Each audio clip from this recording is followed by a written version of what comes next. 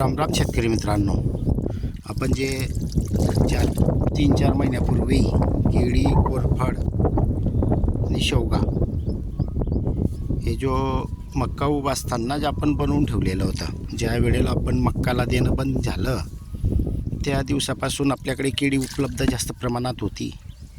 शेवगा तर आपला घरच्या जे बाजूला केळी पिकत होती तिथून आणला आणि आपण इथं टाकत होतो. शेवगा, कोरफड तर आपण एक बगीचा लावलेला आहे, तर त्याच्यामुळे आपण हे एक लिक्विड फर्टिलायझर जबरदस्त तयार करून ठेवलेलं आहे. तर याच्यामध्ये ज्या प्रोटीनयुक्त अळ्या असतात या जास्त प्रमाणात झालेल्या आहेत आणि आता त्या कोळ टाकल्यामुळे त्या डिकम्पोज झालेल्या आहेत. आता याचा फायदा आपल्याला कापसामध्ये घ्यायचा आहे. तर शेतकरी मित्रांनो, आपण समजा ड्रिपनं न देता आलं तर ठीक आहे, नाही देता आलं आपण एका पंपामध्ये समजा आपलं साधं पाणी घेऊ आणि याच्यामध्ये 3 लिटर टाकून ड्रिंचिंग करणार आहोत. आणि समजा युगायुग ठिबकनं देता आलं तर ठिबकनं देऊन देणार आहे आपण.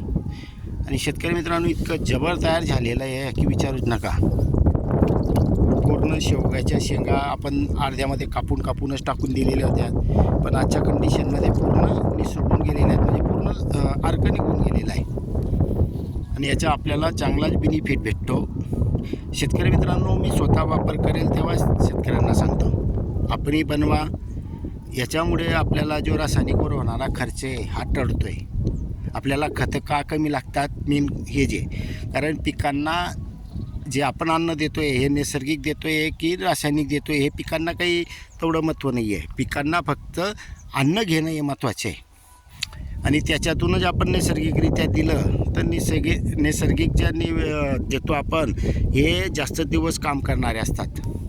शेतकरी मित्रांनो, विशेष म्हणजे बघा 2 तारखेला आपण कापूस लागवड केलेली आहे, उगवण होऊन गेलेलं आहे, बीज प्रक्रिया केलेली आपल्या याच्यानं, बीज प्रक्रियाही दाखवलेली आपण, A to Z बियाणं उगून गेलेलं आहे. तर शेतकरी मित्रांनो, नैसर्गिक शेतीमध्ये आणि विषमुक्तमध्ये आपण कधी व्यवस्थित नियोजन केलं तर रासायनिकपेक्षा जास्त उत्पन्न येतं. धन्यवाद.